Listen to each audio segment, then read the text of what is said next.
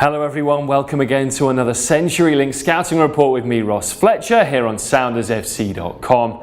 The Sounders riding high with 5 straight wins. Could they get a club record 6th? This week they'll have to do it on the road in the East at a red-hot New England Revolution. The Revolution are joint top of the Eastern Conference in a 4-way split on 14 points.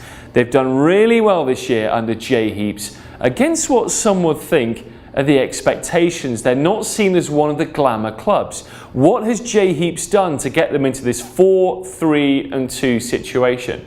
Well, clever recruiting for one. He didn't go all out in the off-season, but made some very, very good buys. The likes of Teal Bunbury coming in from Sporting Kansas City with a point to prove, having had injuries and not a lot of playing time at Sporting Park. So too, Daigo Kobayashi picked up for a song when Vancouver Whitecaps moved him on after just one season in the Pacific Northwest. What you'll see from New England Revolution is a whole heap of creative, attacking players through the middle of the park. Last year they relied heavily on Diego Fagundes, the youngster who had a fantastic season, both scoring goals and creating assists. While he's been quiet this year, others have really stepped up to the plate.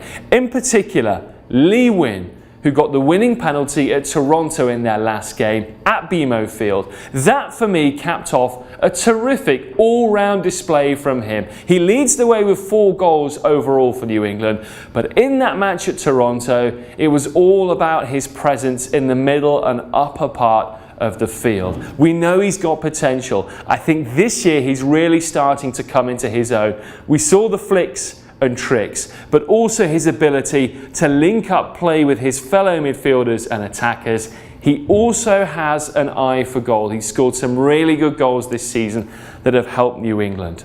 One of the other reasons why they've been so good is locking it down at the back. And again, it might be a surprise that they've done so well. They've conceded just 9 goals, and even then, without one of their key players for large portions of this season. Jose Gonçalves, last year's Defender of the Year, started the season not in the team, and then he's been injured of late.